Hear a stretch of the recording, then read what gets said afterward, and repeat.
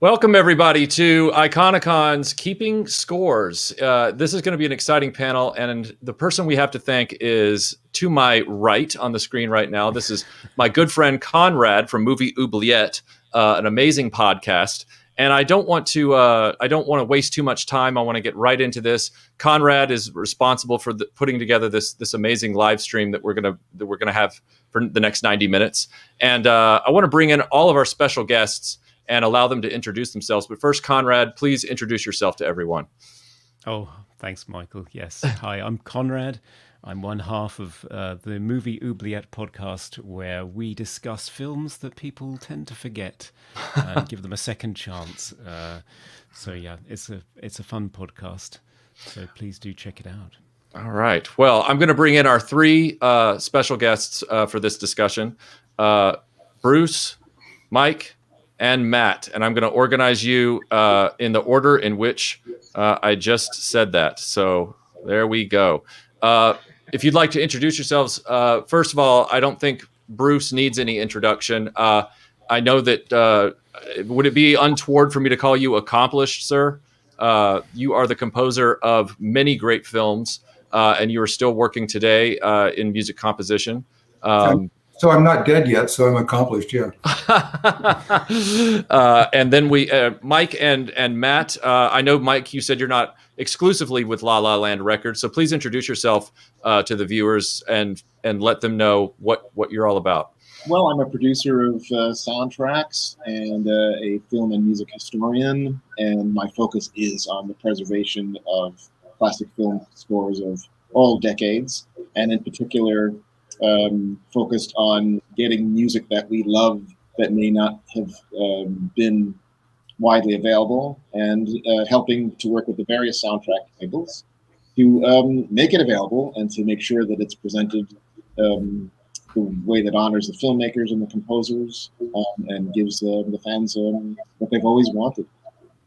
And Matt, how would you describe your work with La La Land? Tell everybody what you are in this landscape. Well, we've been in business since 2002. Myself and MV Gerhard, we own La La Land Records, and we focus on score soundtrack releases. We keep current with present day television shows and films as well, but our focus really is the restorations, which is the most fun for us, and honored to be working with Mike Matessino on many of our projects, as anybody that follows the label knows, and honored to have some of Bruce Broughton's scores on our label too. It's a great privilege, and it's just about preserving score music, keeping it relevant and out there, and reminding people that a lot of what they like today, the good stuff, has its roots much further back than that.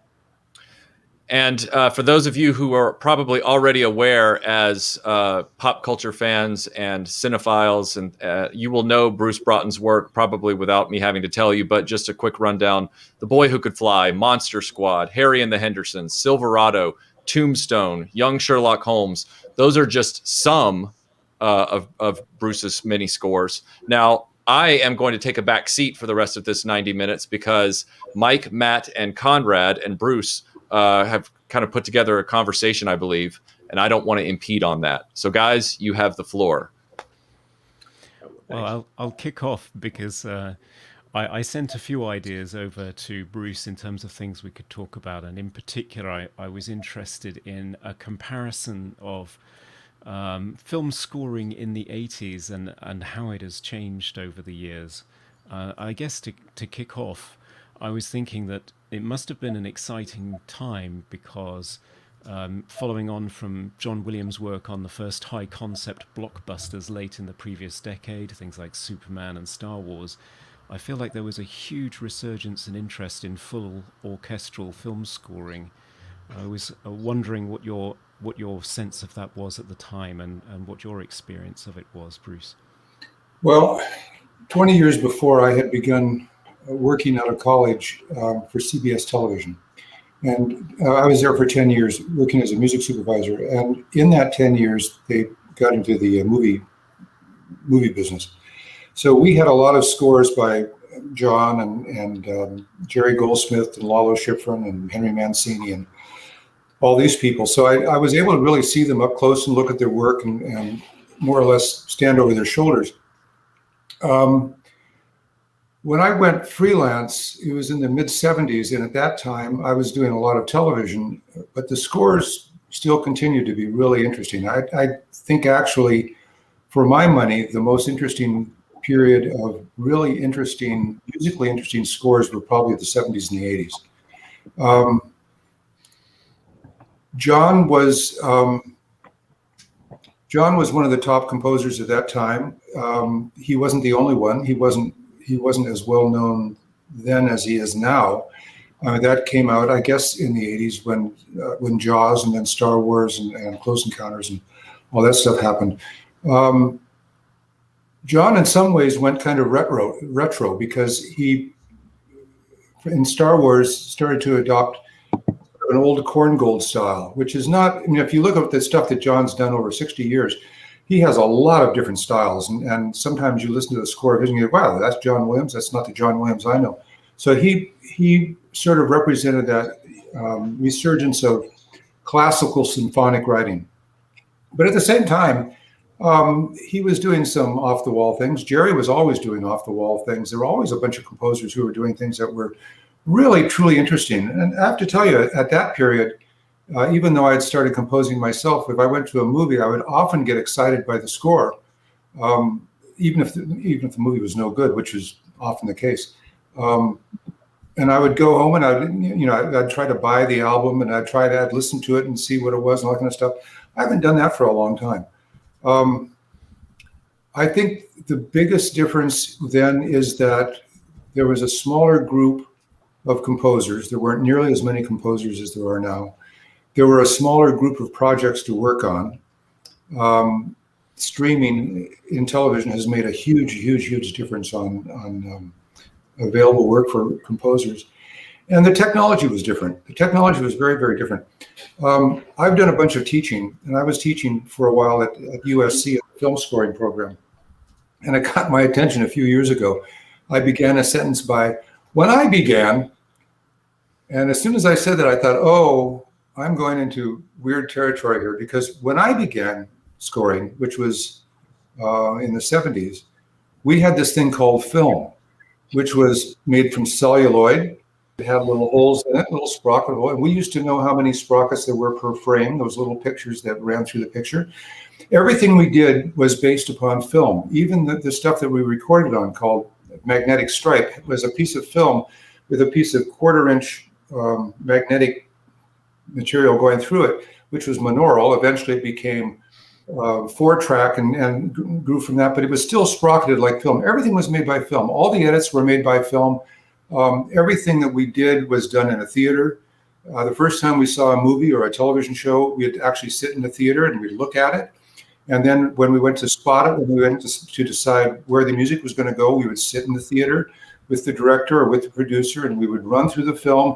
We would run it sometimes backwards and forwards and all that kind of stuff with film. Well, that hasn't happened for years. And what we get now are, we sit in front of a computer like I am right now and like all you guys are doing, sit in front of a computer and you get files. And you may or may not sit with the director or the producer and trying to figure out what you want with the film, because you don't need to see them. They don't need to be there. They're in contact with you just like we're in contact with each other. You don't even have to be in the same country, or in the same time zone. So that technology changed not only the way that the films were put together, it also changed the way that the music was made. There have been some really great things about that. There have been some, in my opinion, creatively dull things that came out of that. For instance, one of the things in movies, which has gone on for 60, 80, 90 years, as long as there was music in movies, has been something called the temp track. The temp track was always in movies. They used to use them for main titles and they would use them for montages, and that was basically it. Because doing a temp track was just so laborious. You had to make the film and then cut it, and find the pieces and all that stuff.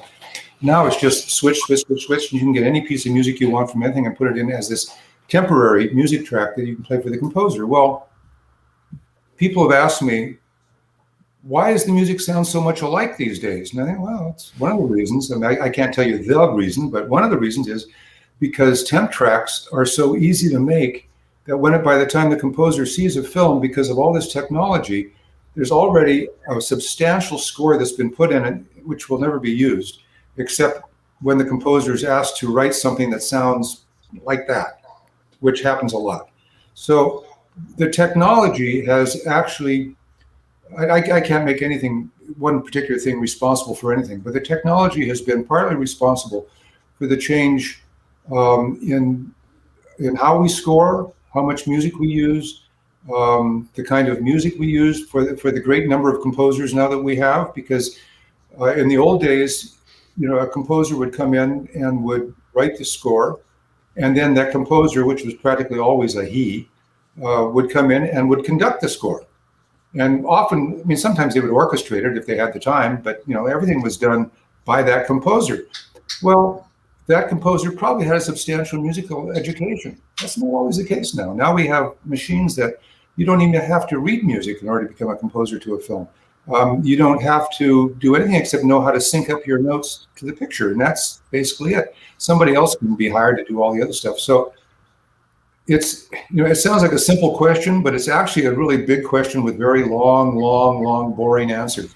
I'm giving a very long, boring answer, but I've watched a lot of this stuff happen. I've seen, when I worked at CBS, I saw the symphonic score disappear for a while. One of the films we did was Little Big Man, which was an early Dustin Hoffman movie. That score is with a guitar. Well, 10 years before that, no one would ever think about doing a score with a guitar. But in this one, John Hammond had a guitar and he stood in front of the picture and just went bonka, bonka, bonka, whatever he was going to do. And that became the score. So for a long time, and then when you had Simon and Garfunkel in the Graduate, that made the movies go somewhere else too. So the big scores started to disappear, the songs started to come up, and then we had the guitars, and then we had the synth stuff and all that. And then the movies came back to the symphonic stuff, probably mostly due to John's work in Star Wars and all that. So then we had the big orchestras. Then we had the orchestras and the synth. Then we had the orchestras and the rock and roll. Then we had the licensed scores with all the songs in with the synth and with the It's really different right now. It's very, very, very complicated. And the music business has gotten to be much more complex as a business, not only as a technique. So you can't just come out of school learning how to writing triads with a pencil and decide to get it into the movie business. It's probably not going to happen. Long answer, sorry. Well, what you're speaking to, Bruce, is the old axiom that for every action, there's an equal and opposite reaction. I think we all know, as evidenced by the fact that we're all on a common screen talking with each other from different parts of the planet. The technology has been amazing. It's opened up so many opportunities and potential for things, but there has been a sacrifice. There always has to be. And I think that's what we've sort of observed. We've gained a lot, but we had to give something up in order to get it. Yeah. So if I can bring in Matt and Mike at this point, how did you first become interested in film scores before you were involved in them professionally? What were the ones that sort of caught your attention and fired your interest in them? I was recently asked on another podcast interview, and that question about what's the origin story is how it was put. And mine was actually related to John Williams. It was seeing Fiddler on the Roof as a very small child at the Wrigley Theater in New York City. And I believe it was the first time I actually heard stereo in a movie theater. And I was just completely blown away by the combination of the scenery and the big screen and the enveloping sound and the big orchestra and all that. And so to have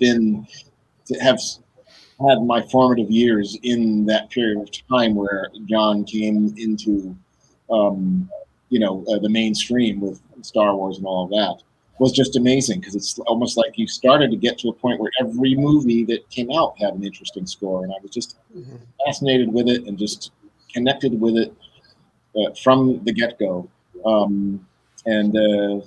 just followed all the composers, and it was harder to get information and also before the internet. And you go and hang around like Colony Records in New York City, and go through the soundtrack bins and talk to people that work there and learn things and discover things and pick up an album and try it out and discover new things, and then watch old movies on TV and learn about all the classic composers and just start absorbing knowledge. And then I was just fascinated by the rich history that was just there, of this sort of multi-generations of going back to the golden age, the Max Steiner and Alfred Newman, and Nikos Rosa and Franz Waxman, and then into just watching how it evolved into Maurice Jarre and Lalo Schifrin, and then to John and Jerry and Bruce and everybody that's followed. So it's just like such a wealth of history and just a fascinating subject. And I think just because the music could always kind of go anywhere. I'm gonna kill that. Like one particular genre of music has to sound like this. Movie music can kind of sound like anything. It's a matter of finding the right sound for a particular movie or one particular interpretation, because you might have a movie that's had one approach, one person would approach the score one way and another would do something different. So it's just a sort of endlessly fascinating genre of music that doesn't get the attention now that it once did, even though it's always been sort of a little bit low on the food chain. But it just really has been sort of the gift that keeps on giving. And then it was just a matter of a particular set of circumstances that led me to want to get involved in it professionally. And that's sort of related to the sort of epiphany I had when I realized that material was actually deteriorating and was going to go away, and that if somebody didn't step up and do something about it, who knew what it was, who knew what they were listening to, things would just disappear. You assume that everything recorded just exists somewhere, and we discovered that it doesn't, and if it's not cared for properly, it can just disappear. Yeah. Well, I want to come back to you on that and ask you about some of the challenges that you've had. I mean, every project is different, but I was wondering if you could share some anecdotes for us about particularly challenging ones in terms of getting the material and rescuing it. But first, all I of thought them. I would... Yeah. All of them. They are All of them. And every situation is absolutely different. You never know what elements they're going to be, their condition, what format it's going to be, how much paperwork there is. You just everyone has a sort of a unique set of challenges, and it's a matter of accumulating the experience to the point where you can bring the sort of the backlog of previous projects to the new challenge and say, okay, well, now let me look at this and see if we can figure it out. Yeah. Well, fortunately, it hasn't stopped you, Mike and Matt, from delivering a vast host of great titles to us. We're showing a few examples. Ooh, that one's out of on print. the screen. It is, yes. Yes. If you want that one, get ready to pay a pretty penny on eBay, I imagine. So, Matt, in terms of your origin story, Mike was talking about how challenging it was pre-internet to find out information about film scores. I don't know if you found it was the same, and whether that may be something that encouraged you to get into this business and start your own label, the lack of releases and so on. I don't know if it directly correlated to me starting a label, because that was much later, but as far as being a kid growing up, I was born in '70, so growing up through the '70s and the '80s, and much like Mike Matessino was talking about, being influenced obviously by Star Wars and Jaws and John Williams, but I can just remember never being able to separate my experience of the motion picture from the score that was in it. Whether I like the score or not, whether I like the movie or not, it's always my recall is always the music with the film, always. And I can remember being a kid, maybe 9 years old, and holding up my little recorder to the television. And it wasn't always, the big blockbusters. I wanted the end titles to John Morris's In-Laws music. So I remember like a CBS broadcast of the In-Laws, and I'm holding up my, recorder to tape the end credits of the In-Laws. So sometimes you just have to start a label 40 years later so you can put that score out, which we did. So I'm very happy about that. That reflects back again to what Bruce was saying, because I think one of the sort of byproducts of the whole temp track syndrome is that we've also paralleled that, sort of have gotten less and less and less about recognizable melodies. And when we were growing up, that was one of the reasons why the scores stuck with you so much, is that you identified it, you didn't hum them, and then consequently you wanted it because it instantly connected you with a sense memory of seeing the and movie. when you hear that today, it stands out. So like Bruce's theme for the Orville, when you hear that, you go, oh yeah, that's how that's supposed to be. Now I remember that. And you can't, again, divorce the experience of the piece of entertainment from that music, because it's just entwined. The emotionality of it is forever connected. And these are just some of Bruce's many scores. I'm talking about Bruce briefly, like he's not here, and I apologize. But these are just some of the scores that he's done in his career. I don't want to interject into what you were saying, Matt, but I just wanted to bring out the fact that Bruce, you've seen the preferences for music change with filmmakers, and I was curious how much of that change over the decades has been driven by the filmmakers, the producers, and how much of that has been driven by you as the composer and the composers in the film industry. Are you the ones pushing the trends, or are they asking you to chase them, I guess is the question. Well, no, I mean, one of the things about being a film composer is you're working on demand for somebody else, and you're working for somebody else with very specific desires. For instance, if you're working on a comedy, you're working for somebody who has a certain kind of sense of humor. And if you can make this person laugh, then you've probably written a pretty funny score. The hope is that the audience in general will also find it funny. Same thing, whether it's an adventure film or a scary film, whatever, you've got to please initially one person, and you take all the cues from that one person. That means that you also have to have quite a vast technique of techniques to be able to use in order to satisfy the desires and the wants and the emotions and anxieties of a lot of these people you work with. So we basically, I think basically everybody who works in film works with one eye firmly cocked on the director or whoever they're working for, just to make sure that that they appreciate this. And anything that is said by the director in terms of style or what he or she may want, I think every composer pays attention to that. Some composers pay more attention to it than others. But at the same time, there's a market. And something I often tell people is that there's a really elegant term that is used, which is called show business. It consists of two things. One, show, making something look like something that it's not, looking like something's really entertaining, something's really scary, something's really happy or funny. And the other part is business, which is basically making money. There's nothing in the middle except what your work is. There's nothing about ethics or morality or about technique or about good or bad or anything. There's only this, let's put on a show and let's make a lot of money from it. Okay, so if the show doesn't make a lot of money, then that show is not considered very successful. If the show happens to make a lot of money, particularly unexpectedly, suddenly the business is going to start to change. A good example of that is something I mentioned earlier, The Graduate. I remember seeing The Graduate. I thought it was a great movie. I saw The Graduate when it came out. By the way, I was not born in the 70s, okay?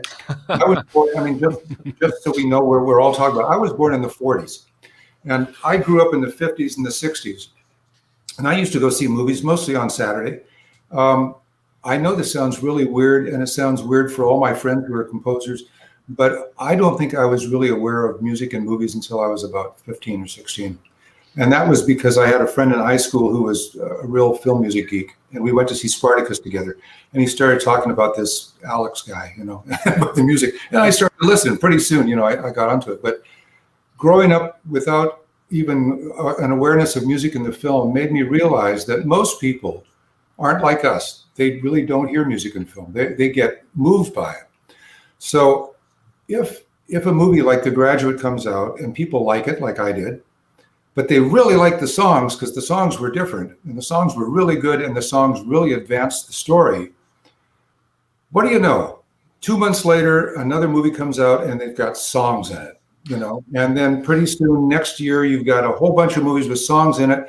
And then the songs get kind of more ordinary and they're not Paul Simon and Art Garfunkel, they're bloop and blop, and they're this and then, or maybe they're licensed, which means they're getting to be kind of expensive and blah, blah, blah, blah. And the next thing you know, we got scores again.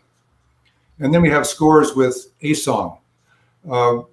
We have scores where there's a song in the end credits. Well, for a long time, I used to write my own end credits. It was a lot of fun. It was a recap of the entire movie. Not now. I mean, you come in a movie and you find out what the end credits are going to be, and they're usually not going to be you. They may be you if they run out of songs to license, or if they can't afford it, or they hit the budget, then they put in a little bit of score because they've already paid for that. But I mean, this whole thing is really based upon partly. Nothing's based on anything solely, but to a great deal having to do with the business. Well, there was another thing I was going to say, but that's okay. I was seeing comments. I'm sorry. Go ahead. Sorry, Bruce. Go ahead. No, but I mean, there are a lot of qualities that will change. I mean, it could be that a film comes out. I think probably Jaws did a lot for this. Maybe even before. I mean, Jaws probably started, and it was probably finished off by Star Wars. And it's amazing that it was one guy who was responsible for both these scores. But after those two scores, the score to Jaws was really important for the success of that film. And even Steven said, if you don't have the music, it's just a fish movie. The movie's not scary without that music. So you had this powerful orchestral score, which was very dramatic. And then you had Star Wars, which I remember a friend told me about. He said, you got to go see the sci-fi movie. And I said, I don't want to see the sci-fi movie.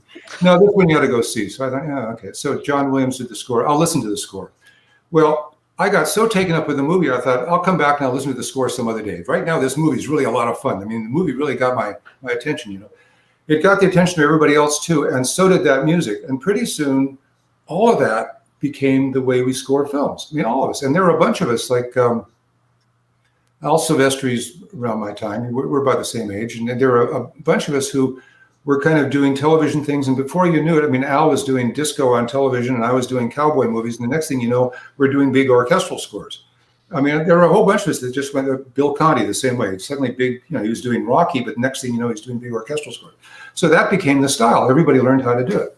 So, I mean, there are a lot of forces at work, but the main force, I think, is initially the director and then the studio, trying to make a bang for their buck. And honestly, if the movie makes no money, no matter how good it is, no matter how wonderful or brilliant the score, it's probably going to make a difference in the style. I appreciate you answering that, because there were comments in the chat from people asking how the film music situation had gotten to, in recent years, every score going blah, blah. And so everybody out there who's asking that question, you've just heard an expert answer it. And now back to everybody else. Thank you. Do you find, though, that there are directors that are frightened of having a melody in their score? Because that's one thing that I've noticed in recent years. We were talking about how when we grew up in the 70s and 80s, you'd walk out of the theater humming the theme tune, and buying the album. I don't find myself doing that terribly. Okay, so Conrad, do you ever listen? Do you ever go to a concert, an orchestral concert, classical thing? Only film ones, I'm ashamed to say. Okay. Well, it doesn't really matter, because it's going to be the same thing. If you go to a contemporary film concert, if you listen to contemporary pop, tell me the last time you heard a really great melody. It's just not popular. Melody has never been popular. I know that sounds silly, but in terms of concert music, the melodic composers like Tchaikovsky, Mendelssohn, Rachmaninoff, they've always been disparaged. Their music has lasted longer than anybody else's, oddly enough. We know it's not odd, because we know why, because the melodies are really beautiful. But melodies have not become popular again. And it's not, if you listen to pop music, the stuff that passes for a melody, and I'm sorry, it's not just because I'm an old guy saying this, the stuff that passes for a melody is very, very simple music. I mean, it's very, very simple. Harmonically, it's very simple. I was talking to Randy Newman one time, a couple of years ago, and I said something kind of stupid. I said, have you noticed how music these days has gotten a lot simpler than what it used to be? And he looked at me and says, geez, he says, in 1955, we lost all the chords, you know? So music started to become simpler. I'm not going to say dumbed down, but I'm going to say it became simpler. If you get into concert music, the difference between Igor Stravinsky and Schoenberg and John Adams or Philip Glass is night and day, night and day. Does Philip Glass write interesting music? Yeah, you bet. So does John Adams, but it's not like Stravinsky or, you know, these other guys. So the melody is not, it's not there. And people are afraid of the melody. They're afraid that it's too romantic. We're in sort of a cool time now emotionally. People get very suspicious of anything which is overly romantic or seems to be romantic or shows too much emotion. And the composers haven't figured out yet entirely how to get the drama that's necessary without doing some sort of melodic figuration. I have to say most of them aren't very good at it because they haven't had to be. You know, they grew up in a time in the 80s and 90s. Well, a lot of the composers now are pretty young, in the 90s, let's say, in the early 2000s, where melodies. I mean, if you want to hear a great melody, go back to 1925 and listen to Irving Berlin and George Gershwin and those guys. I mean, those guys were writing great melodies. These days, yeah, not so much. So. We have a super chat here from an admirer, Bruce. He says, in Silverado, they took the boy with them, rips bandage off, music crescendos. Good God, sir, you are legendary. He just wanted to express his admiration. Thank you. That is a good moment in the movie. I want to jump. Can I manage on that? Sure, go. Absolutely, sir. Because I mean, I'm thinking about things here with particularly with the 80s. You know, it's an interesting thought, and I'll come back around to Silverado and the subject of director, because that was Lawrence Kasdan. But it feels like if you just look at sort of pop culture, things really kind of stayed the same through the 50s and 60s and 70s. We had movies, we had television, you had a telephone at home, you had a radio, you got your magazines and newspapers. The 80s started changing, where we started getting video games at home and cable and the VCR and answering machine, and suddenly things started to merge that eventually led to the 90s and the internet and everything we're dealing with now. But what happened is that we had great technological change starting in the 80s, but in conjunction with it, there was a lot of interest in what had come before and being sort of retrospective and bringing back old things. And you had Larry Kasdan writing the screenplay to Raiders of the Lost Ark, which was sort of an homage to earlier adventure movies and trying to bring that back. And he did Body Heat, which is bringing back the film noir genre. Yeah, sure. And then he comes out of nowhere and wants to bring back the Western. And I went to see that, and as I recall, it wasn't terribly successful, but boy, when the music came on, it was just suddenly like, you know, everything old was new again, and there was this fabulous score that Bruce wrote, and I'd like to know about those conversations. Was there a, you know, conscious effort to try to recapture sort of like the Elmer Bernstein or the Dmitri Chomkin or these great Western scores that came from decades earlier as part of attempting to revive the genre, which had kind of sort of fallen by the wayside at that point? Yeah, there was actually a specific conversation, a couple of them actually. Larry Kasdan is not a musician. I mean, he likes music, but he doesn't know anything about music. He's a really good director and he's a really good writer. And that I think the reason I got the job was because I had read the script and liked the script, had a long conversation with him, and I think I probably thought about the script similar to the way that he and his brother, who's the co-writer, thought of the script. When it came to the music, he said, look, this is the way I see the movie. And so he gave me the form of the movie. It's blah, blah, blah, blah, blah, blah. And what I want is a score. He said, we made this movie so that it would be the original Western for people who had never seen Westerns. I said, well, yeah, like who? And he said, well, look, he said, you and I grew up with Westerns. You know, like we grew up with Roy Rogers and Hopalong Cassidy and Gene Autry and, you know, all these guys, even on television. He said, but our kids haven't. And the truth is that most successful Western before Silverado was Blazing Saddles. Blazing Saddles is a parody. And, you know, once you get to a parody, that form is dead. So Silverado came at a time when Westerns hadn't been around. Now, it's true that at the same time, Clint Eastwood was making Pale Rider. So at least that movie had a star. Silverado didn't have any stars, but it had this classical story. And he had basically all the elements in the classical Western that we had in movies for 30, 40 years before that. So you can see a lot of John Ford in the movies. You can see, you know, the gunfight, the girl at the saloon. I mean, they were a little bit different, but it was still based upon the old form. And he said, for a score, I want a traditional Hollywood Western score. Okay, that was pretty specific because two names came to mind as I hold up four fingers. Two names came to mind. Jerome Moross with the Big Country, and the second one was Elmer with the Magnificent Seven. Jerry Moross came before Elmer in terms of how he dealt with the Western, and he brought sort of a Broadway sense with him. I mean, that score does not sound like a former Hollywood movie Western score. I mean, it's just out there. It's got great tunes and great orchestration and really colorful. I mean, it's really, really, really cool, you know. And then Elmer came with this dynamic, you know, and he did that primarily because it was a dull movie. You know, he was trying to speed up the movie. He was trying to give the movie life. He says that. I mean, that's not a secret. So you had that energy, you know, Elmer's muscularity and Jerry Moross's glitz, and you know, all that energy and tunefulness. And that to me was what a traditional. It actually wasn't that traditional, but a traditional Hollywood Western was. So I fashioned Silverado along those lines, not to sound like any of that, but to have that same kind of straightforwardness, punch in the face. One of the things I've noticed about Silverado, in fact, it was disappointing when I got Silverado, because I realized it was a very straightforward kind of assignment. It was white hat, black hat, good guys, bad guys, family, criminals. You know, it's all about that. So it's very, I don't want to say it's cut and dried. It's done very, very, very, very well. But you basically knew what you were getting. You know, so I wrote a score that was a stand-up kind of a score.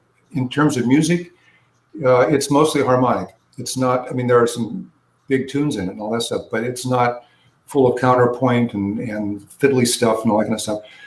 That stuff all came later in Young Sherlock Holmes.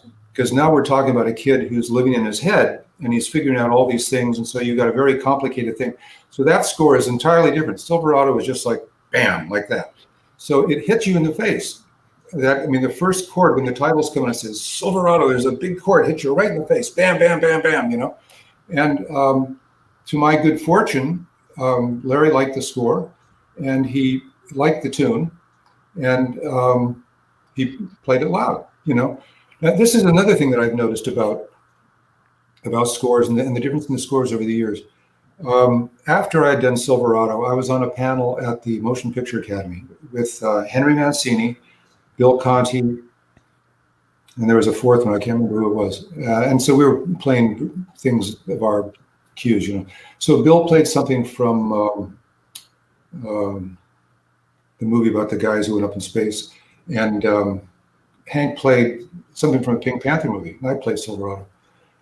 The loudest score was the Pink Panther, because there were hardly any effects in it. You know, there was a woman walking down the sidewalk, and you heard clop, clop, clop, clop, clop, and a little bit of traffic in the background, but then you heard the score, and then you heard it. So the other day I was actually watching another old Pink Panther score, and again, you could do a takedown of the music because it was so clear.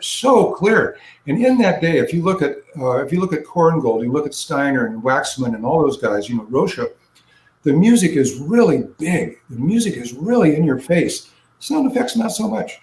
Now music is everywhere. Blah blah blah blah blah. Music, and people are talking. Blah blah blah blah blah blah blah. And effects are everywhere. Oh, we've got the AC, you know, thing going on, and there's a dog outside, and oh, he's looking by a fire hydrant. Let's get that. You know, you got everything in sound effects. You've got so much noise and so much complication in the soundtracks that the music has come down and come down and come down and come down. And rather than being used only where it needs to be, as you would get in an old movie, an old movie meaning 80s and before. It's now covers the whole thing. It's just another version of sound effects, another version of noise in the background, you know. So that answers more than what we were talking about. But the answer to your question was, yeah, Larry was very specific about what he wanted. That's, boy, is that a soapbox of mine, the art of spotting and how that's been lost. Because music can't say anything unless it also has absence. And there's a reason why we have that phrase elevator music, is because it's something that's just sort of there in the background, doesn't say anything, doesn't make you feel this way or that way. But it's like that's the art of spotting. You know, number one thing I say when someone wants to be a film composer is learn the art of spotting. Learn when to be silent so that you then have something to say. Earl Hagen, who mostly was a television composer, but a really bright guy and a really good composer, used to give lessons at his house, and I took them. And he used to make you pay in golf balls, you know, because golfing was more important than the money was for him.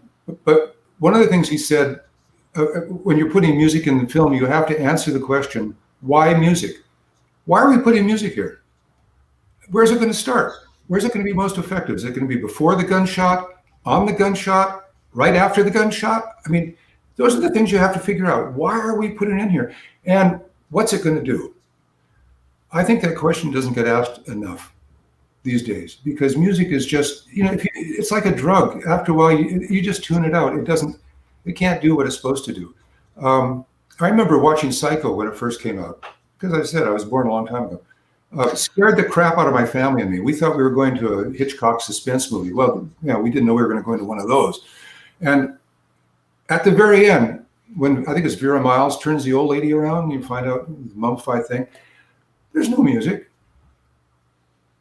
And you think, well, that's where the music's supposed to go. No, there's not. It's like, because you're sitting there going, oh my God, what is that? You know, and then in the background you're seeing something move, and then there's a light, you know, and suddenly the music comes in, but it comes in really late. It comes in after you've already been scared, because after you're crawling out of your chair, suddenly the music goes, you know, and now you're really scared, you know. If you brought it in like 10 seconds earlier, I mean, that's where we'd do it now. In fact, she walks downstairs into the basement and there's no music. My Lord, I mean, if that were a film being made right now, and there's any number of TV shows or movies you can see that, you know, just right now, there'd be music, there'd be creepy music all over, but there's no music. Because you don't know what's going to happen. Any moment, something can happen because the music's not telling you a thing. But when the music comes in, it's telling you a lot. It's telling you, now you're going to be scared because this is really scary. You know, that's what music's supposed to do. I actually recently read some random comment on the internet of younger people who would look at the original Star Wars from 1977 and the central section of the big battle scene at the end actually is unscored. They left a hole in it. And young people would look at that and say that's very, very strange how the music, it feels something like naked without the music there.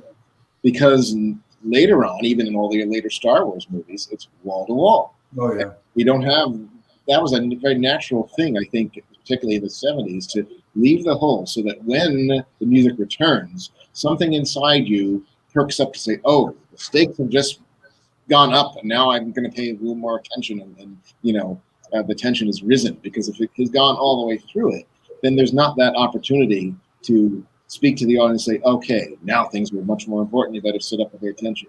Yeah. Well, you see that dynamic that creates that, not the music itself. You see that dynamic in the filmmaking itself, right? So a real filmmaker knows how to pace his film, how to pace his editing. So there's peaks and valleys. So the set pieces stand out from the rest of the film and vice versa, as opposed to, you know, not to bring out everybody's favorite whipping boy, Michael Bay, but if you just sort of assemble coverage and have an edit every 30 seconds, the drama of the picture you become numb to it, because your emotions don't have a chance to build and release. And good scoring, you know, mimics good filmmaking in the way that you know when to have the music, you know when to not have it, you know how you want to react, you know how you want to feel emotionally, and you want to be able to have those moments build and retract and build and retract. Wicked here has a question kind of along those lines. He says, my impression at the time was in '70s and '80s, which is what you're talking about, Matt, is that TV themes were more melodic. Referring back to Bruce's discussion earlier about melodies, he feels like the songs or fanfares were more melodic than they are now. He wants to know all of your thoughts on that. Does he have that pegged right, Bruce, Mike, and Matt? Or are melodies something that were lost a long time ago? I've got a great answer for that. That will give us a great segue into a quintessentially 80s subject that I'd love to hear from Bruce about. The opening sequence of Twilight Zone, the movie, which is known at Amblin simply as the T word, has Albert Brooks and Dan Aykroyd sitting in a car playing TV theme songs when the car radio eats the cassette. Totally 80s. Look at those bones there. Let's continue to dig. Right, but people looking at that, you can't play that game now. What are you going to do? Law and Order or Roseanne? It's like, we don't even have everybody's so terrified that you're going to switch the channel that they don't even give you like a main title sequence anymore, which that used to be. That set the tone and that set you up for sitting there for the next 30 minutes. It's also, not talking streaming, but if you're talking, network television, you had the ad. More ads meant shortening. That was one of the first casualties, was to shorten the theme. Right, but I mean, absolutely. It's like that. You could be at the refrigerator getting a snack, but when you heard the theme to Dallas come on, like, oh my God, my show's on, and you ran in because there was something about the music that would just draw you to sit there for the show for the hour. And we definitely lost that, I believe. But that's my segue to the subject of Amblin, the quintessentially 80s subject. Because Bruce, did young Sherlock Holmes and worked on Amazing Stories and was part of that whole area. So when you guys decide to bring the conversation around to that, it's one I'd love to hear about. Okay, so here's a theme. I've got my piano here. Here's a theme.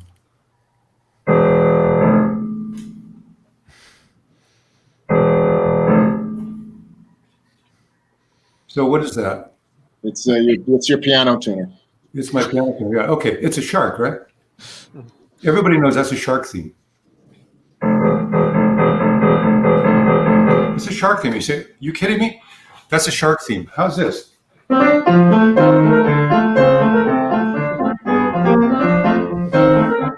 If you watch that show, you know exactly who it is. You can see the actors in your head. You can think of all the episodes you ever watched.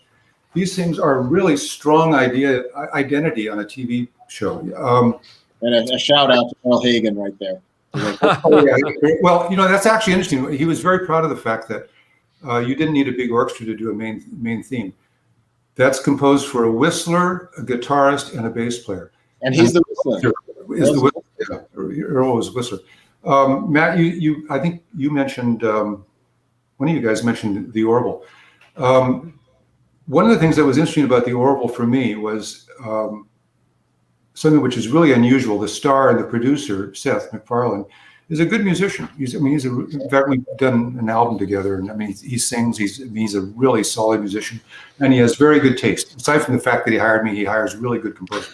And when it got down to the main title, he said, on this show, we're going to have a minute main title because that's what we're going to get out of Fox.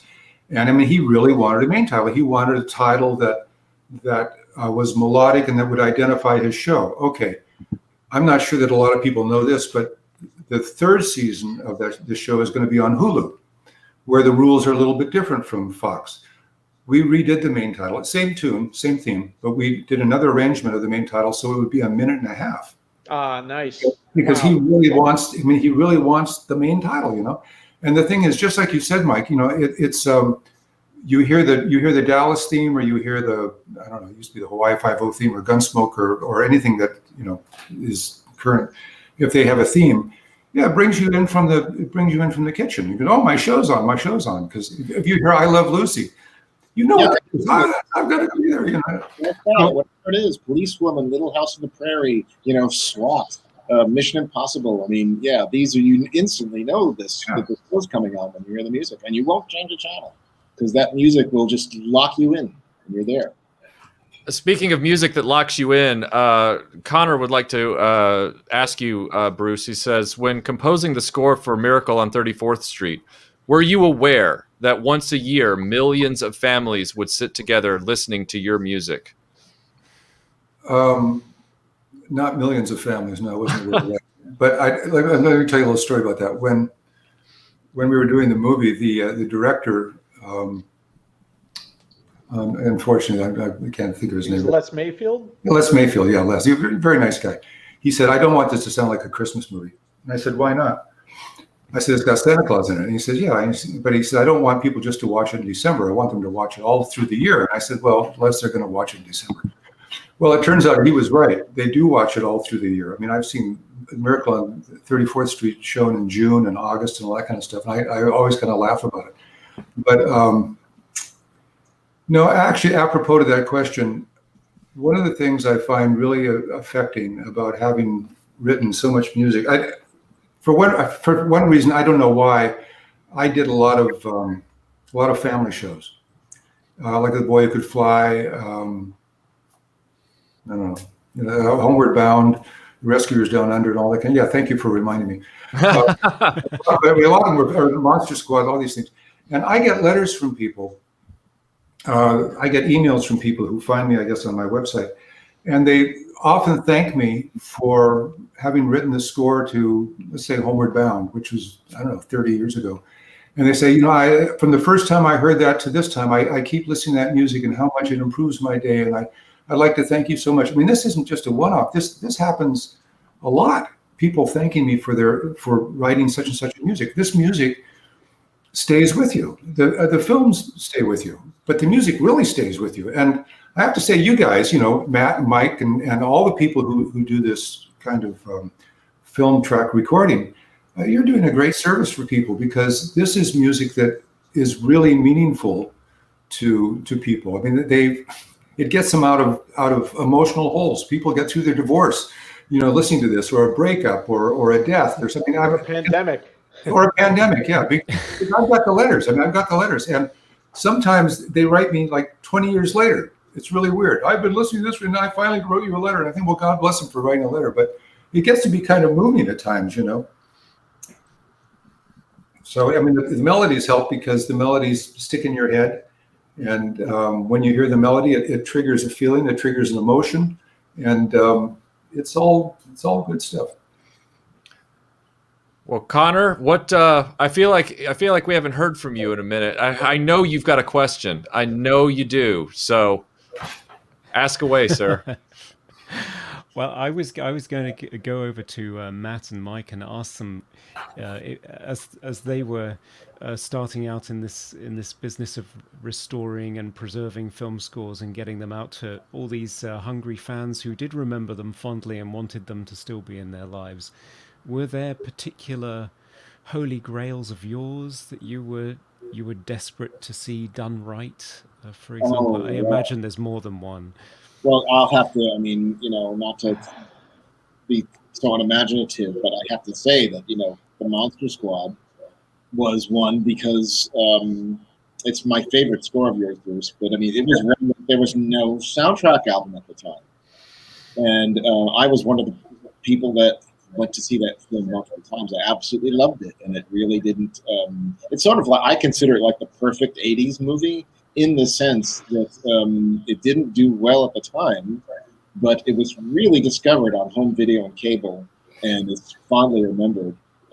Plus, it's got a Michael Sembello song with a sort of a montage. It's got a rap song over the end credits. I mean, anything that... Not only that, you see with the popularity of like Stranger Things, you look back and you go, oh, wow, how influential that picture really, really is.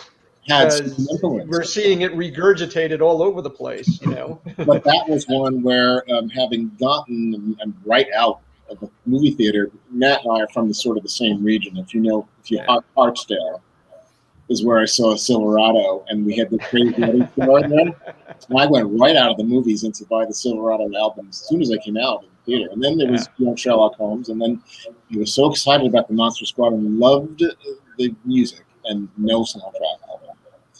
It took many, many, many years for Entrada to put it out, and then at La La Land we redid it and found some other ones. So that was like incredibly gratifying too. And I'm gonna finally have it out so people have some involvement in getting to work on it. And just hearing how beautifully it was written, how beautifully recorded it was at Fox with Glenn Thomas and those words of organ that they had there back then. And, that was I'm extremely pleased to be have some connection with getting that out to people, and everybody has just loved it. We hit this period of time in the mid '80s where the MTV had an impact on soundtrack albums, where it would be largely song albums, and when Gremlins came out, only one side of the LP was score, the other side was songs. Goonies was you talk about a unique. The '80s was really sort of the nexus of the music video, the film, the soundtrack album, and what a billions of dollars sort of enterprise all that was. It was you had the soundtrack album being marketed on MTV, which was selling the movie, and the movie was selling the music, and that was a huge business. That has completely fallen apart with the change in the music industry, right? After we got into the new millennium, that's completely done. So, it was such a big, you look at guys, even if you move into the synth end of things in the 80s, Moroder and Harold Faltermeyer and guys that were producing the songs along with the score at the same time so that they guarantee, 5 hit singles off the, it's just a huge, you couldn't watch a half hour of MTV like many of us did, and not be exposed to literally 20 music videos that had movie clips inserted in them because they were selling the film with the single, which was selling the album, which was selling the movie, and we did have that period of time where the scores got sort of the short end of the stick on soundtrack albums, because I remember I loved Dave Bruce's score for the Goonies. Right, the album just had the end credits and and that what I would say was certainly instrumental in MV, Gerhard, and myself with La La Land. Was exactly what Mike's saying. Is you always had you kind of wet your whistle with a soundtrack album that had maybe just like a suite or a couple of score tracks, and that was it. And it was like, well, where the hell's the rest of that magnificent music? That has to happen. How can we find a way to make that happen? Or we have nothing at all, like Tommy Newman's great score at Less Than Zero. Absolutely. Right. How long it took us 25 years to get it out. Or Ferris Bueller that had no soundtrack. That was a big one for me. Right. Aside from Monster Squad and really all the Williams projects that Mike's been working on, and these are all holy grails for myself and for MV, and I know for Michael too. This is what we got into business to release.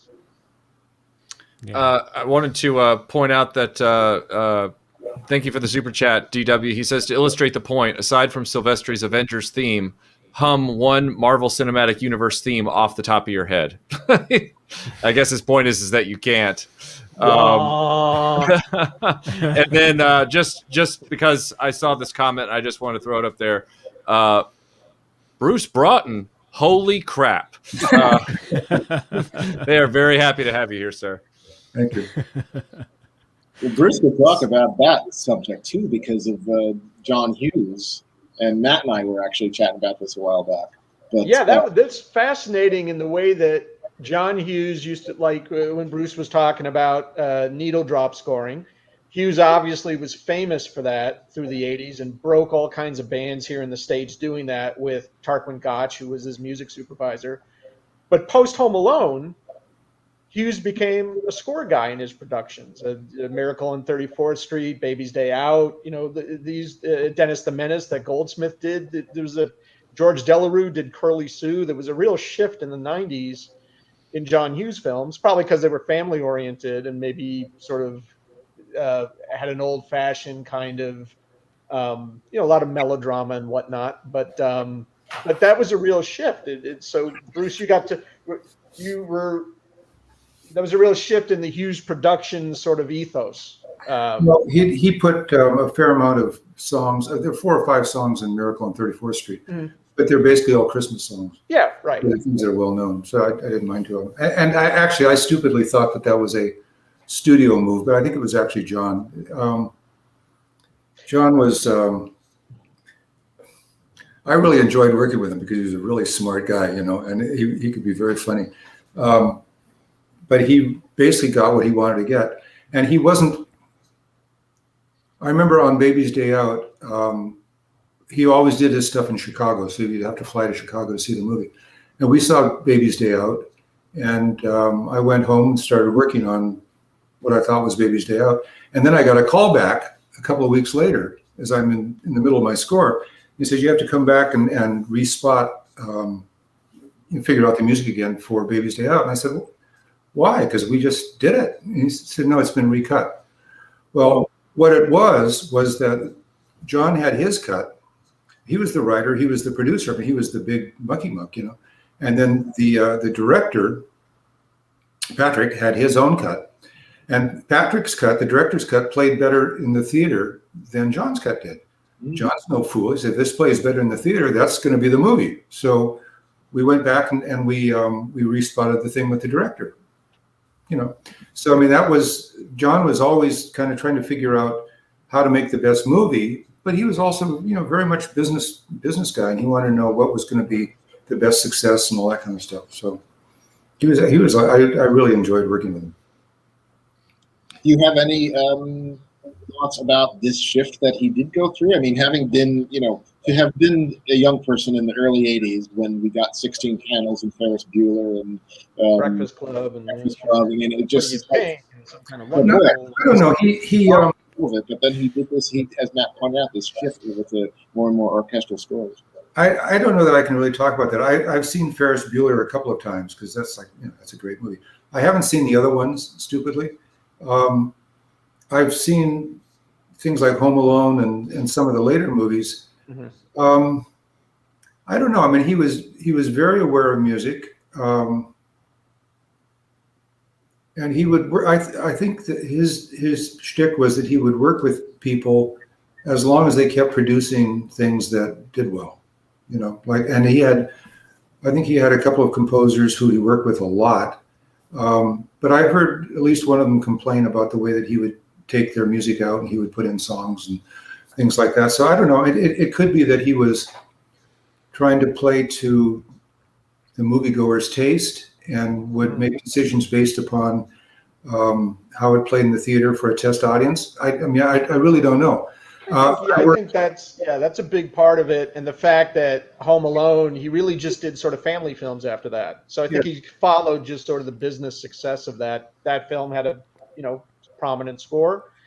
So did Baby's Day Out, and so did Dennis the Menace, and likewise. Well, I mean, I worked with. I guess it doesn't matter who I worked with. Working on a comedy, and they were sort of when we were doing some big comedy scene, the director turned to me and he said, well, that's great. We just got 3 more laughs in that scene. And I'm thinking, oh, really? I mean, like, where was that? I didn't know.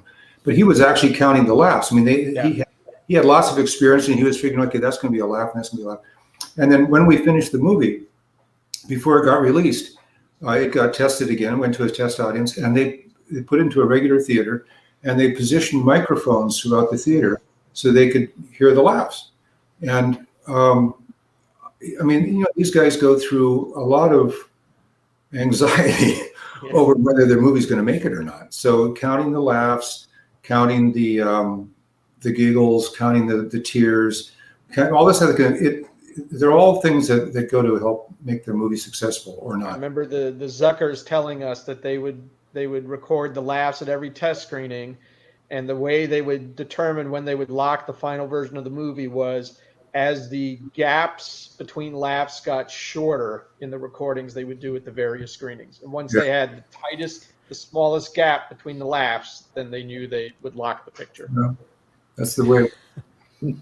What I'm curious for all 3 of our guests, what are your musical tastes and how do they drive personally, and how do they drive your work? So, for example, with Bruce, what are your personal musical preferences in what you listen to, and how do they drive you in your work composing? And then for Mike and Matt, what do you find that your personal preferences determine what scores you try to go after and prioritize to restore or remaster? I'd be curious to find that out from the three of you. Well, I'll go first because mine's probably just a composer talking.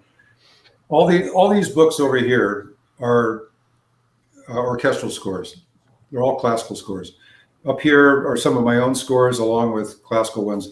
All the books over here are about music. They're about theory, composition, orchestration, arranging, whatever. So I studied as a classical composer, and when I first got my job at CBS, I knew nothing about, or very little about, commercial music. And mostly what I learned was, as I said earlier, looking over the shoulders from guys like Henry Mancini and Lalo and all that kind of stuff. And then gradually had a chance to do it myself.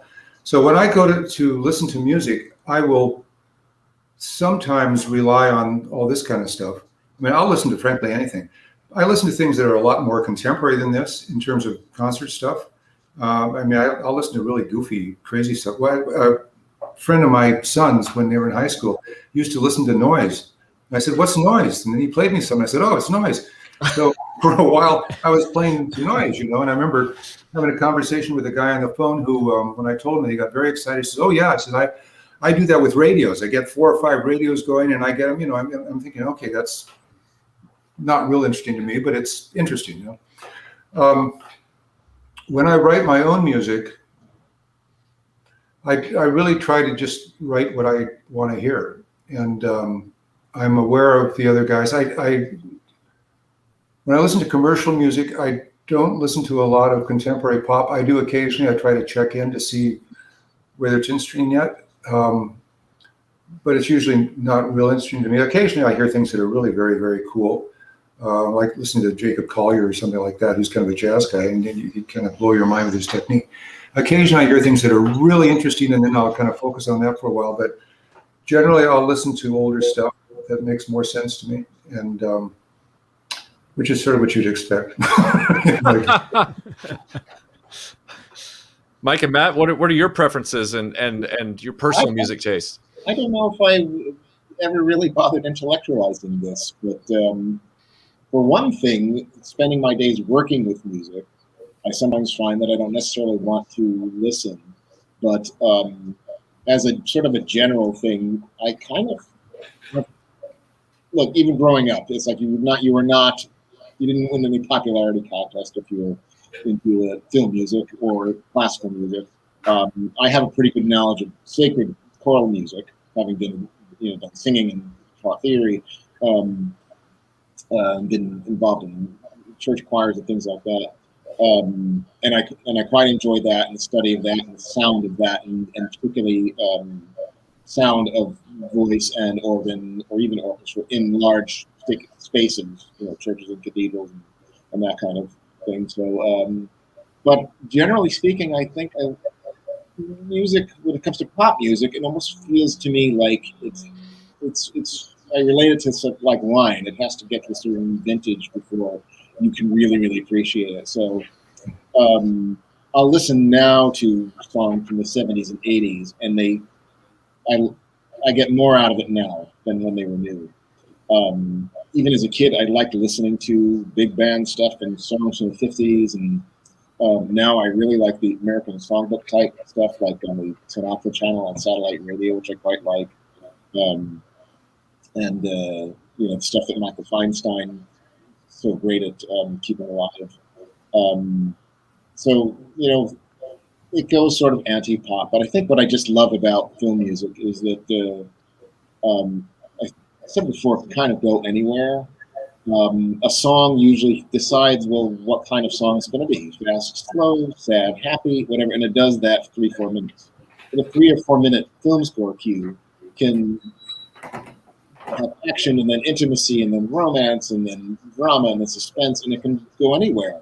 And I think the fact that you get such variety out of one short bit of composition is what's eternally fascinating about it. And when it comes to film music specifically, my tastes are, I really love it when it's the music says something, and that has to do with spotting, and also when the movie can play with all this dialogue and sound effect, but somehow one side of my brain can be completely aware of what the music is doing, and it comes through. And Bruce said earlier about how it all comes sort of like a cluster of noise in some cases now. But the best scores for me are those ones where you're completely aware of the dialogue and the action and what's taking place in the story, but there's also part of you that can be equally aware of what the music is doing and what it's saying, and you can sort of appreciate it live as it's happening. Yeah. But the part of it is that really it comes down to working so much with music. Sometimes I just like silence. I don't really seek it out in my off times. I'm working with it constantly. Yeah, I mean, to go to what Michael was saying and kind of what I said before, the film music is just so intertwined to me with the emotional experience of the entertainment, and the fact that music cue can bring forth all the nostalgia that you have for the property, but beyond that, your own feelings. It is music that stands on its own and manipulates your emotions in all kinds of ways. And any cue can be varied and take you through the spectrum of that. La La Land pretty much reflects, it's the schizophrenic label that represents what's what's inside my head. So I'm as excited about the Ferris Bueller album we did as I am the Blue Max and kind of everything across the spectrum. So I would say a good 60 to 70% of our catalog is stuff that, Mike Matessino and my business partner MV and myself have been after for decades, right? So, it's all very tied into our tastes. That's why, quite frankly, the Orville CDs we've done is such a joy, because it's it's good when you can just listen to it, even if you don't remember every episode of the show, right? It's just the journey you take, and the theme kind of solidifying the whole experience. You just find that a lot. Go ahead. Sorry. Go ahead. I'm sorry. Please finish your thought. I was just going to say. Yeah, go ahead. Oh, I was just going to say that we have a question about that. How do you decide whether to release a disc as a limited release, and for how long it will be released? I have missed a ton of discs. That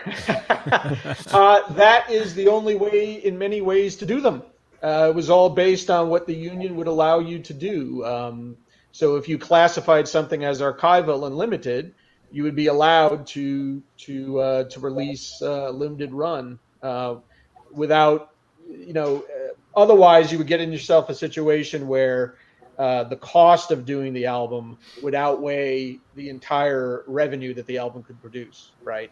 So the musicians union was really sort of key into carving out for older scores, or at least stuff that was, older than a decade or so, to be able to make that product available. It was sort of the only way to do it. We have a question here. How some scores can't be released because the master tapes seem to be lost. How good are composers in storing personal copies of their work? And is that even a thing? As I asked that on top of the question. Sure. A lot of times when we do a release, the score doesn't come from the, part of it will come from the studio, part might come from the sound mixer, part might come from the composer, part may come from, stems and mags and, film elements. So it can be a real Frankenstein job depending on the project. Studios would call the composers if they intended on tossing something and saying, here, do you want this before we toss it? We'd probably have a lot more things from earlier eras, the earlier era, than we have some of those things that we're missing. I think it just depends on the person. I mean, John Williams doesn't keep anything. Jerry Goldsmith always said, I don't have that. Then, of course, a couple of years ago, Carol, his widow, was selling the house, and she called me in a panic saying, Mike, what do I do? There's 2 cabinets full of tapes here. And so suddenly he did have copies of things, not necessarily things that weren't elsewhere, but, if you're in any kind of artistic business, you're going to accumulate probably much more than you expect to, and you need the physical space for it. So you end up with things, but we've learned sort of how to find music editors, orchestrators, contractors, anyone who might lead you to someone who might be holding on to something or other. and so a lot of times when we got into the 90s, you had a lot of proliferation of sort of independent productions coming in rather than the studio producing the movie themselves. So, for example, Independence Day, 20th Century Fox didn't have. We ended up getting from Dennis Sands, the recording engineer who did it. He had everything. So that's come up again and again.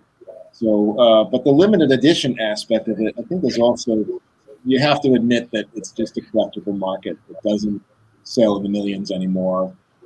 1997, when we did the 2 CD reissue of Star Wars, day one, back in the era when we had Tower in the Virgin Megastore, day one, it sold 15,000 copies. Yeah. Wow. I mean, our Galactica releases, when we were doing that in the early 2000s, if you combine the seasons, we moved 100,000 of those, and that's unheard of today. That wouldn't happen.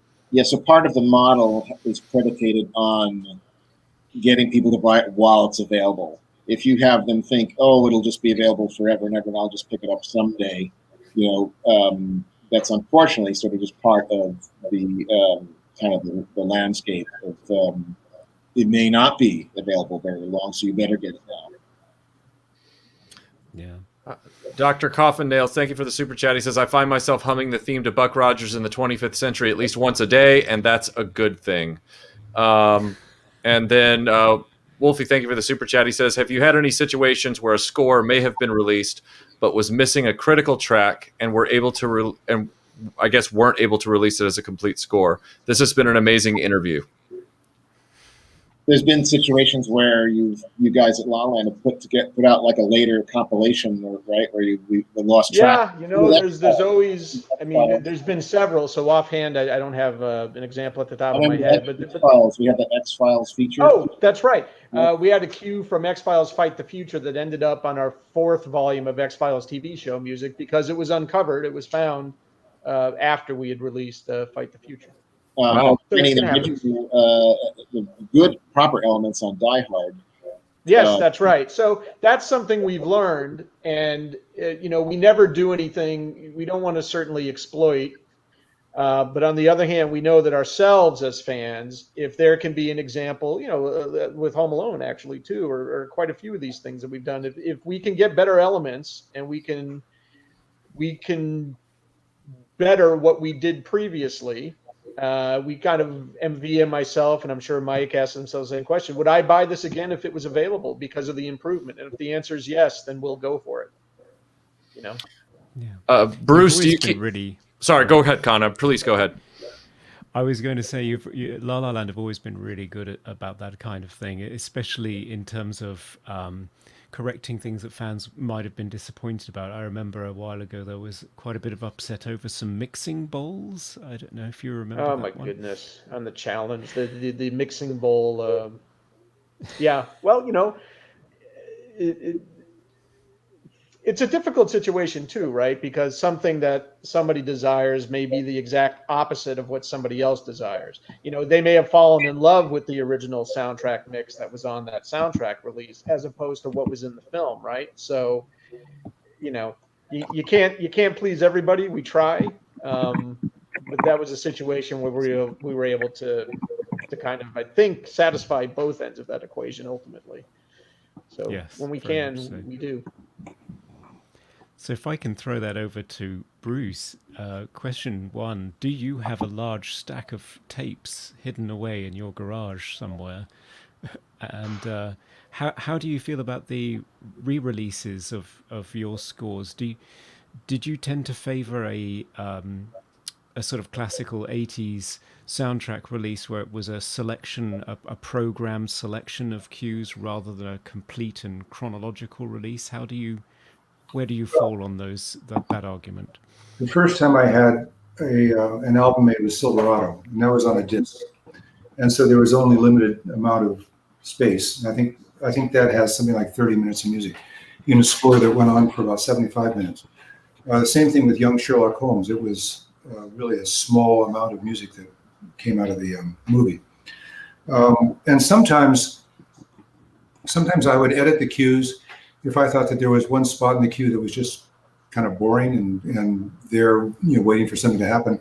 I would maybe take it out for like 10 seconds or something like that. Eventually, all this stuff got to be the full versions. So now the version of Young Sherlock Holmes and Silverado, and I think Monster Squad too. I mean, a lot of them have like everything in it. I mean, including revisions of cues that I don't remember, and I don't, I really don't mind. Originally I thought I would rather have an album that sounded like music. Now I'm happy to have, because I know that the fans want all sorts of things, and they listen to everything, and everything is meaningful. I don't mind having the complete version of it. Sometimes it's interesting. Like in Young Sherlock Holmes, there was one cue during the Temple Fire sequence. It was the only thing that I had to redo, and actually all I had to do is I had to make it more energetic, make it more exciting.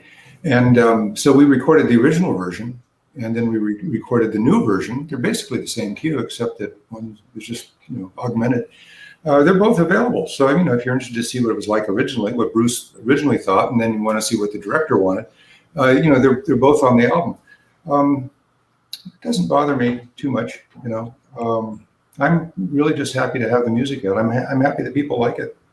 We do try, when we are able and it makes sense, to sort of facilitate the programming of an original album experience. But I think a lot of this is also to do with once we got into the digital era, with Napster, iTunes, and all, making your own playlists, that it's better to give you too much, and then you can sort of create your own album. You can decide what if you want a little 40-minute experience, you can put it together. Or if the composer had an album in mind that's a 40-minute album, but it's a 65-minute score, we can tell you how to just have that experience.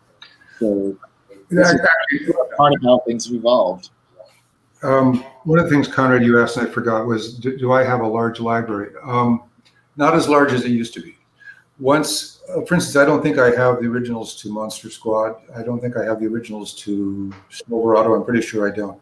Because once they go into an album, like Silverado, I think we did 4 or 5 different versions of it until we got to the final one. After that, there's no sense in me keeping the tapes because the CD's actually as good. A lot of the albums that we did came off of my material. I recorded a lot of my music with the same mixer, Armin Steiner, and we used to do basically left, center, right. It was like a 3-track stereo, and from that they would make a 5-channel thing, and it was mixed on the stage.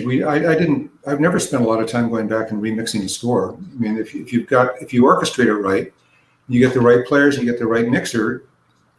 I mean, that was all I wanted, So a lot of the stuff that I had came on DATs. So the recording quality was great. I had backups usually as a 1/4 inch, and before DATs, of course, that's all I had. But I do have a lot of television episodes that I'm happy to keep to myself. I have lots of episodes of things like Quincy and Dallas and things, or Hawaii 5-0, that have never seen the light of day and probably never will. I don't sit and listen to them. They actually are buried in my garage. Occasionally I'll pull one out to hear what I was like, then. The interesting thing is, so for all this kind of stuff, if you're doing film and television, particularly if you do them both, because television you do a lot of stuff, in films you can do a lot of that too. You forget what you wrote. and if it's television, like I've done so much television, I've watched shows like Dallas is a good example, where every Dallas was sort of like the one before and the one after, it's a soap opera. I've watched Dallas for maybe 35, 40 minutes trying to figure out who wrote the score, and finally figuring out that I probably wrote the score because I know what the other guy sounded like and they didn't sound like that. And then I would get one scene and I'd say, oh, I did write this. I remember that scene. I've forgotten the show. I've forgotten the music. I've forgotten everything about it. And that is really fun because then you're looking at it like any normal viewer. It's like, oh, this is kind of interesting. And I like that piece. And I don't like that piece. Or that really sucked. I keep it. I don't know what's going to happen after I'm gone. I took all of my music, all my written music, and donated it to the University of North Texas. So they have it in the library. So if anybody wants to see the original score to Silverado, they have to find it through, UNT, things like that, or Monster Squad. Monster Squad's in Texas. The actual music, but the recordings are with La La Land. Thank you for La La Land. I have two quick questions here, or one comment. Scott says a Delta Force release would be nice, great theme. And then DW says, does La La Land ever have to deal with needing to bake audio reels for transfers? Any horror stories of tapes that barely were saved? There seems to be some breakup a little bit, but I see the question, and so I don't know. Oh, okay. I'm sorry. Yeah, we've had to bake tapes on a lot of stuff. That usually is with common when the tapes roll, and we've done many releases. The sound departments or sound transfer engineers that we work with, and if they advise us that baking is needed, then we have to get the tape from the studio, whoever's provided the tapes in the first place. And well, I mean, the one horror story really is my first one, the big epiphany that got me into all this, which was back in the 1994 on The Sound of Music, when I was working on a documentary about it and working for Robert Wise, and was asked to go participate in the restoration of the music, and was given a surgical mask like we've all been wearing for the past year, and taken into this room that stunk of vinegar, and I was shown the mags. And they were toxic, and they were saying they're running these to back up 2-inch now because they're toxic. They have to be incinerated. And that was just an eye-opening moment, because I had no idea that something that important, that indelible, that successful, that potentially money-making for studios could actually go away. It would just literally disintegrate. But it's all organic matter, and it does. It is subject to its environment, and so.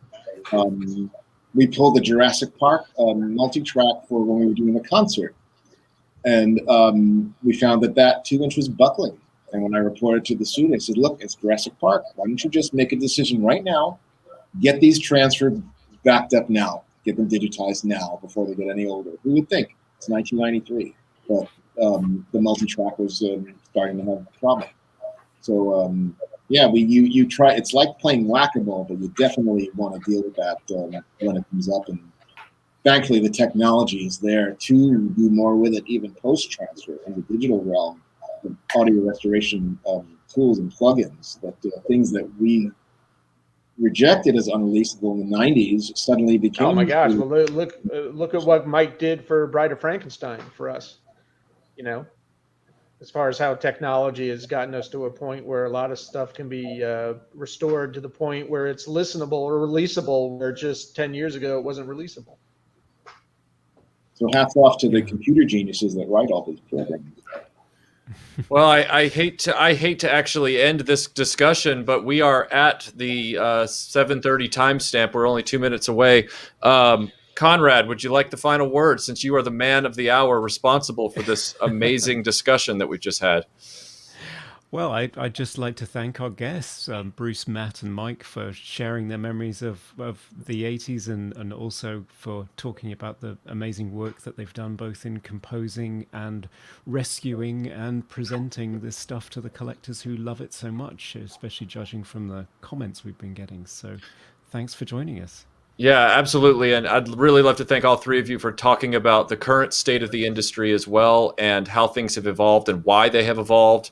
It's been a fascinating discussion. Thank you, all three of you, Bruce, Mike, Matt, for sharing your time with us, and for everybody who's been listening tonight. Thank you. Thank you. Yeah, thank you. My privilege. Great. Mm-hmm.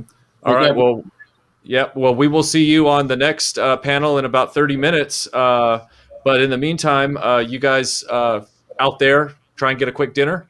And we'll see you in 30 minutes. Talk to you guys later.